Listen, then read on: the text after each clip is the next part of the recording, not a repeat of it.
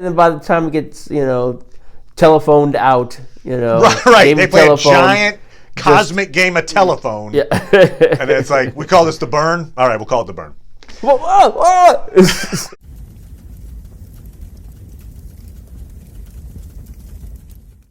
Hey, Internets. It's Paul. It's Matt, the Dork Lords. We are here talking about Star Trek Discovery, Season 3, Episode 8, The Sanctuary. We open with Georgiou getting a medical exam from Culber. He asserts that she's terrified and is masking the fear with this facade of anger. She appears to have some kind of a life-threatening issue, which we hear about throughout the episode. Burnham attends part of that exam, and then she is found by Book, who says he's got an urgent message to return to his home world, and he asks Burnham to come with him. That's kind of our opening. We end with Book making amends with his brother. I don't think they're biologically related. No, I think you're correct that they aren't biologically related. Okay. But Book makes amends with his brother, and he appears to want to join the Federation. He appreciates that the Federation saved his planet, and he says, I want in. Yes. So you're like, oh, okay. So, Paul, before we launch into other aspects of this episode. Yes. Have you now matted him? That's right now. So based on how we end here with Book saying, I want in, do you think your book gets fridged by the end of the season theory is more or less likely? What do you think? It's almost like they're setting us up, in a way. It's like I've taken away all this form of conflict. Initially I meet you and I don't like you. Oh, but then by the end of the episode I like you, or at least I'm not going to try to kill you or run away from you or whatever. I don't want part of you the Federation or whatever. The Federation's great now now. I am, I'm doing my job, and you feel like home now. So all this stuff, all the things that separated them, now they're together. Yep. So there is one version of this where he becomes basically the Counselor Troy to the Discovery, right? He's the shipboard empath. Oh, what do we need? Book? I sense nothing. Whatever. But like that, he could become a regular on the ship and be the empath. I think it's more likely that he is done after this season for some reason. Whether that means he's dead, that could be a reason. One thing also too was like, wow, I've become, or at least they have some sort of apprenticeship program or something. It's like it's possible to get your Starfleet lessons on a starship. That's true. You're like basically the qualification is, well, I mean, he likes me. Could he stay? All right, sure. Here's a uniform. Or maybe at the end of the season, and now I'm going to go to Starfleet Academy. Hence we have to be apart because I'm going to be, doing my training. That's right. It would be unfortunate if they killed him because it I just agree. feels like it's their go-to now. Although I guess they didn't kill her previous romantic interest. No, Ash is still hanging out. He's like, I mean, where he did can't she ever go? come back because nobody from their time can come back. But or can they? Probably not. So my theory, the burn was caused by a signal containing the song. Sounds like it's getting a little better, frankly. That theory's holding up after this episode. The Discovery has taken the Vulcan Navarre data, translated it, and they found this point of origin. And in this point of origin, there is this, signal that has these sounds coming out of it. And so it sounds like the burn originated from some kind of signal coming out of a nebula. I'm not saying that the theory is correct yet, but I think the theory is still possible. I mean, based on what they we've say heard. it's happening in a nebula, and they say that there's a Starfleet distress call. Some people have posited, I have heard, that it's in fact the Discovery that's this distress call, and perhaps that is related to the episode we saw where the Discovery was off by itself. The Calypso. I mean, everybody keeps. We've done it. We've done it this season. We brought the Calypso back into theorying, and I just wonder if and it's certainly possible. But I just wonder, I think we've mentioned the Calypso so many different times as like, maybe this is a connection to, I wonder if there's like in the background, they're like, God bless, so many people are obsessed with this damn Calypso episode. Let it go, guys. Anyway, but yes, Adira. Maybe Adira is maybe. somehow connected to Right. Calypso. I think it's true. But we end with Adira has created an algorithm and is processing the signal, the emergency signal that the ship, we assume, is sending out. And my impression, at least from watching that initial episode, was that signal, once it had been distorted, that it created some sort of melody that people would hear. Oh, I didn't get that. I thought it was like riding. It was inside the other a disconnected melody. That there was some signal coming from the burn from this origin, and then within it, there was this Federation ship. I thought that meant like the Federation ship was trying to send out an emergency beacon at the same time, or maybe watch out, everybody, or something like that. I don't know. What you think, like as opposed to causing it. Well, you think like, oh, look at this. There's some melody that's being sent out. Let's put it in a stress signal underneath, so that people have to do math to find it. Is that what you're suggesting? Well, I see. Well, here's what I think. I mean, they haven't decoded the thing yet, right? Like when we end this episode, they're at like whatever 67% or something like that. They're drawing this out. So at some point they're going to decode the message. I think the message is going to be an actual like, distress. This is the USS so and so. Well, I must have missed that part where they're trying to decode the message. And you see the little progress bar. Oh, right, okay. It hasn't gotten there yet. And they're like, well, we'll just go to bed then. And like, no, just let the episode go. Get to 100. Why is this so bad? So they haven't decoded the thing yet. I think when they decode it, they're going to determine a message, and that message will tell us who is trapped in this nebula. A la Contact? A la Contact. But also, that still leaves a slight chance that my Burnham idea is still around.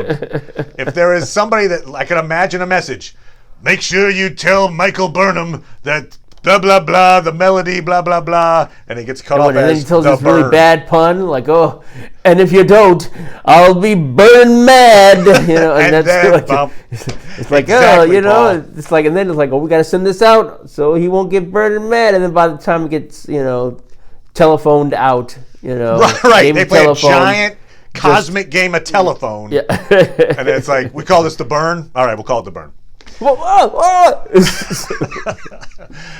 So anyway, I think that's still a chance. I'm not saying it's likely. I think there's still a chance that is the outcome. Still a chance it sucks. It's still a chance it sucks.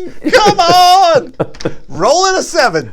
All right. So there's our theories in the works. As we predicted, Adira tells Stamets the pronouns that they prefer to be known by. Yes. We see Stamets as becoming a mentor to Adira. We've seen it before, but we see a lot more of that now. Yes. He plays music. They play piano while Adira plays the cello. Yes. He seems very proud of Adira's accomplishments. Yes. And so have a relationship that I think is going to play out in some way. Also, we find out that Adira confides in Stamets that Gray has withdrawn.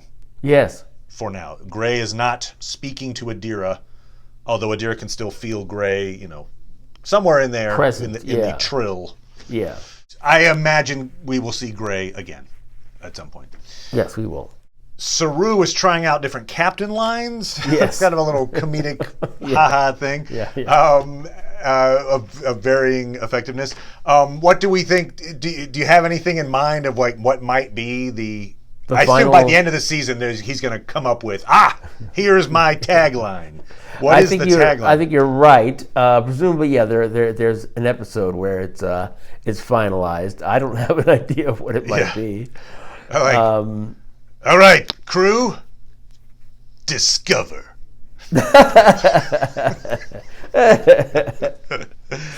Or maybe it's part of the disco theme. So that's true. Oh yeah. Baby, have some hot stuff. All right, let's boogie. Yeah. Yes. That would be awesome. Oh man, it won't happen, but that would be great if it did. The way that the crew is like really judgmental about it. I mean, he's like execute, and you just get this shot around the crew of like, just do your job. Wow. Okay. Hey, they tried to join in later. They were like, should we execute? But it's funny, and it's they're playing off the idea that all these captains have taglines, and you only want. Can he say engage? I don't know. I think it's taken at this point. Okay. We see Tilly, taking up this first officer role. She ends up with this plan to basically attack Osira's ship. Osira, we'll talk more about her, but she's threatening Book's planet, and the Federation can't get involved. And so Tilly's plan is like, send Book's ship out with Detmer in it. Yes. And we'll just pretend Detmer was a rogue and then let her shoot at the ship. Like, It's funny that even the show doesn't believe it because it has Osira like, you attacked me. Like, no, completely different. No, it was a shameful. Shameful act by our. Oh, Detmer, I'm gonna. Ooh. Anyway, I appreciate actually the fact that the show didn't even make it work, right? Like it was like, okay, we get it. It's not the best plan. Yeah. Under the circumstances, they wanted Detmer to have. And look at how crappy that just makes Saru look. Like you can't make your people do anything. The show was trying to find an excuse for the Detmer arc, where Detmer has lost self-confidence and then has this kind of cool action scene, and it looked cool. I mean, it was the special effects on it were neat. And Detmer does a whole bunch of damage to Osira's ship. And with it was certainly gave him a chance to explore Detmer, because I wonder if part of what is developing with her is trusting your instincts more. Right, she definitely pulled the Luke Skywalker. Luke, you turned off your targeting computer. You're right. I'm all right. Yeah. So if they could find someone really short to teach her. Right. That might be very beneficial. I mean, certainly it was fun seeing the ship just sort of weave in and out. Right. It was an effective action scene. It just the reasoning for it wasn't quite convincing. Maybe they could have come with this. I mean, certainly. What you could have had, although you could say tactically it made sense, right? Because it wasn't like ship to ship. It was more like, I've got this small thing attacking you, and you better do something about that. And not attack A, the planet, or B, our discovery.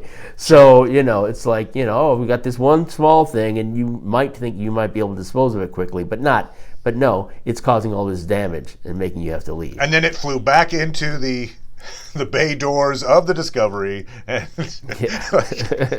no. I mean, what? Right, what?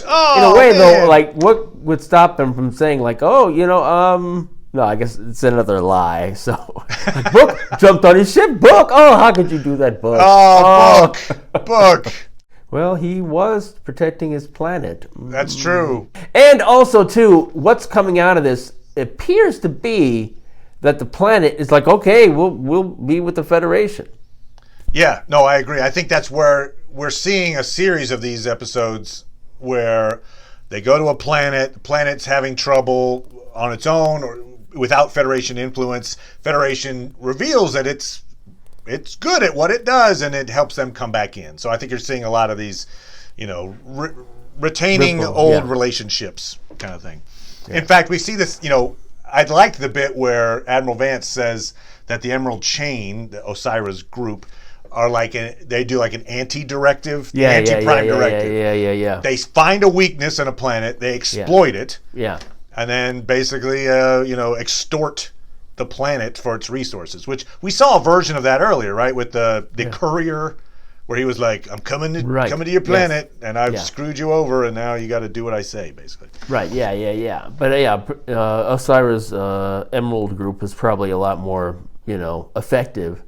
Right. I mean, that courier could even be like a subcontractor to the Emerald Chain in some ways. Yeah, that's true. Yeah, So we see that, look, the Federation way is better. And Book sees, although that would be funny if Book's like, wow, they really helped out. Yeah, we just threw you under the bus, so we blamed you for attacking Osira. Hope you're okay with that. We threw the book at you. Yeah, they did a lot of stuff, actually. He's like, is that my ship? Like, without his permission. He's like, wow, look, my ship's been hit with a dozen proton torpedoes.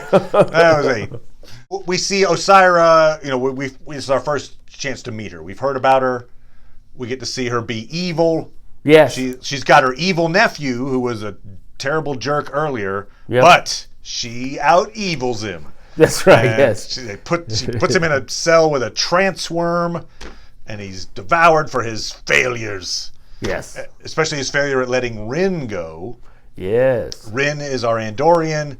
He is on the ship with Detmer, kind of showing her the weak spots in Osira's ship. That plot line's a little odd. I'm cool with Rin getting revenge on the people that cut his antenna off and all that. But Osira's just complete obsessive need to take out Rin to the point that she devises this huge long con to try to trap him. Long con? Well, it's like, okay, I'm going to talk to Book's homeworld folks. I'm going to make them send a distress signal to Book. Book will then come to the planet. Then I can hold Book hostage in order to get Rin to... I'm like, jeez. I don't know. It's like, it's a lot of work just to get this one dude. And so supposedly he's got this secret. And oh my God, if he reveals it, then the game's up.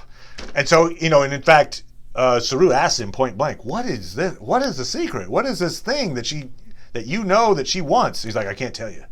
It's top secret. Yeah. And then at the end of the it's episode... like, you understand the word secret? Right. At the end of the episode, he's like, they're running out of dilithium. And that's why they want... I'm like, what? That's the whole... First, the whole quadrant's running out of dilithium. Second of all, are you the only person that knows that? And is that really such a terrible thing? I almost feel like there's another secret he's keeping. Like, that was one thing. Well, you can imagine how that could be dangerous for an organization, right? If they perhaps don't have the resources they need to function the way they have been functioning. So, if they are more desperate... But they still have that problem whether or not Rin knows it. Right, but they're opposed by the Federation. So the Federation's being cautious. So maybe now they'll say, you know what? Maybe we can step it up. If their resources are so watch us constrained. Fly around you. Oh, you want to come fight us? We're over here. You got to burn dilithium. Oh, man. Now we're over here. So anyway, I just didn't think that maybe you're right. Maybe I'm not imaginative enough to think of why that's such a terrible thing to be revealed. But then also, why is Rin holding it? Why not? Or when Saru asked him, why not say, they're running out of dilithium? Like, well, no. Why not tell them? Because, I think he expressed up until that point that he didn't trust them. He hates the Federation, He's been taught to hate them. Yeah, everybody has this story about how the Federation let them down. Well, not just that. You were the one who was saying, and you're right, it's like everybody on Discovery is like, no, the Federation's great. What do you mean? It's like, even in this episode, like, the Federation screws people. Like, no, we don't. Like, okay, you don't have their, like, it seems like it's incumbent upon everybody on the Discovery to say, okay, what happened? We were gone. Because exactly. Our reputation There's a 1,000-year sucks. gap. We were the jerks of the galaxy, apparently. But he says, like, Andorian children are told these stories like, oh, you're going to go to Federation summer camp. Space camp. They went to a space camp. So good point that perhaps his lack of wanting to share information with Saru is because he hates the Federation in that moment. Or he just doesn't trust them. Yeah, he's been taught not to trust them. Yeah. And they don't have the type of force, It's like, initially they were saying, like, they're still screwed. Where it's sort of like, oh, well, it takes us a while to get over there. And I'm looking to send your ship there just for this. The ultimate intention is for Osira to recapture Rin. That's the ultimate goal of this particular series of events. Yeah. Inside of that is that we see the fact that she's holding Book's homeworld hostage. Book, we see his past.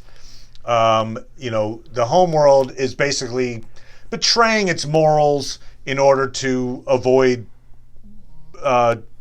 drought, but famine at the behest of Osira. Yeah. And so this guy that is essentially Book's brother is the leader of these people, and up till now he's basically done what Osira's asked, but he's pushed to a point where he finally is like, okay, I'm going to take a stand and not follow her ways. And there's the problem is there's these locusts that are eating everything in sight, and they use their empathic powers, and they magnify the empathic powers through the discovery to ask the locusts to perhaps leave, and the locusts do. Yes. Which, I'm like, well, that's good in the short term, I guess, but I'm like, are there other ramifications for that? Like, is the place they moved to now going to be destroyed because, we were doing fine. Oh, now the locusts are here. Thanks a lot, empath guys. But in terms of, we'll just assume all has worked out well. Yes. Locusts went to their spot.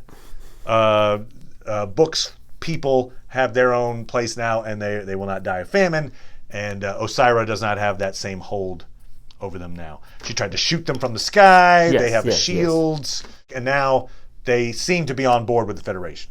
I mean, their leader was walking around on Discovery going, all right, you guys look great. So I would say they're a member nation now. Possibly. So I wanted to touch a little bit on Georgiou. Okay. She's got these physical problems. They do a scan of her. Did you watch the scenes?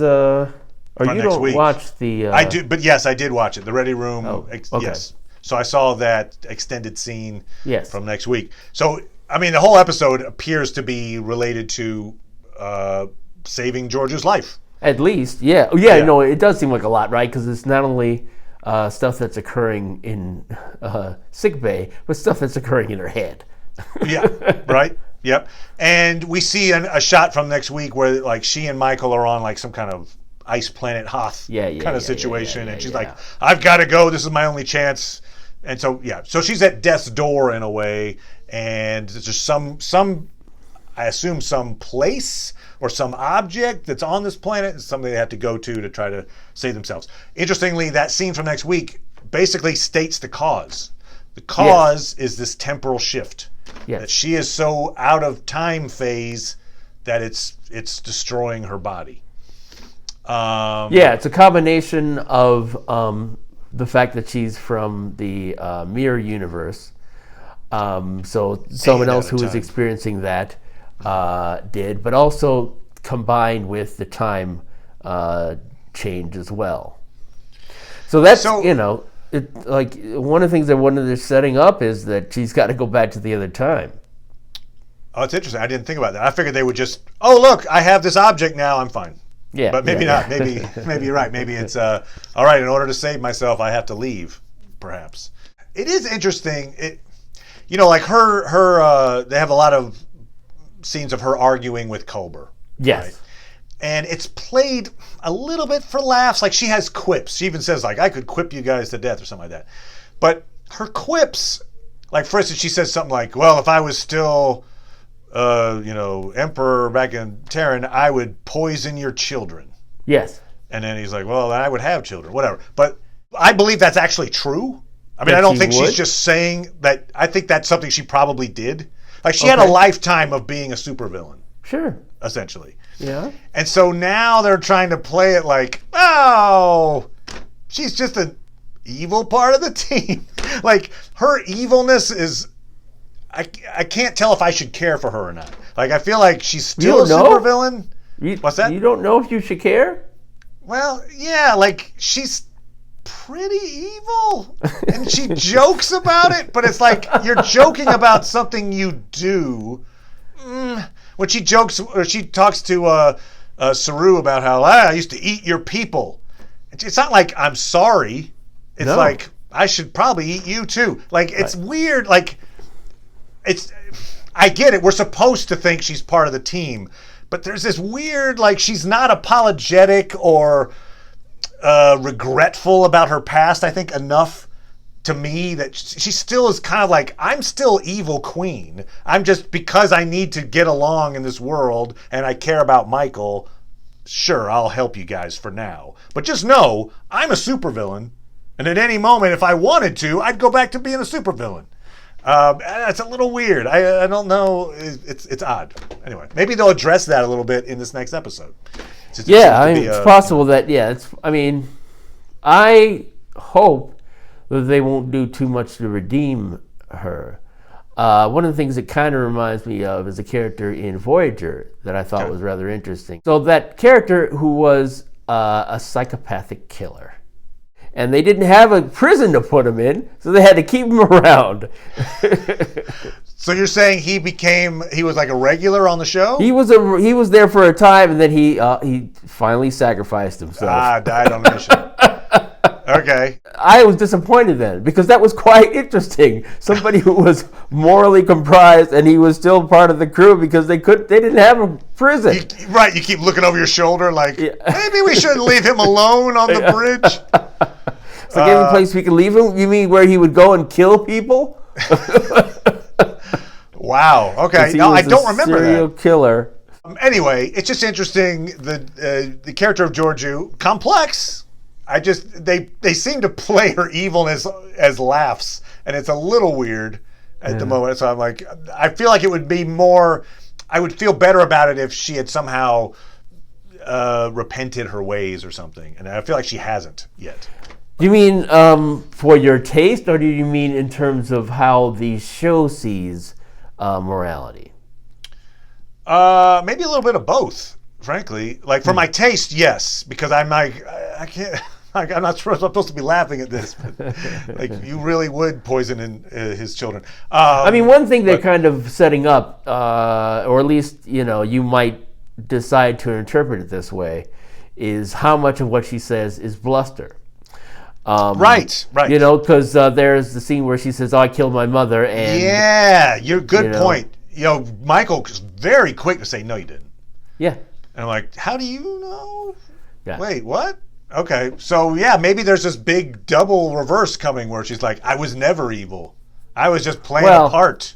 And I don't know, but like, perhaps you just see situations where she was more pragmatic about what she was doing.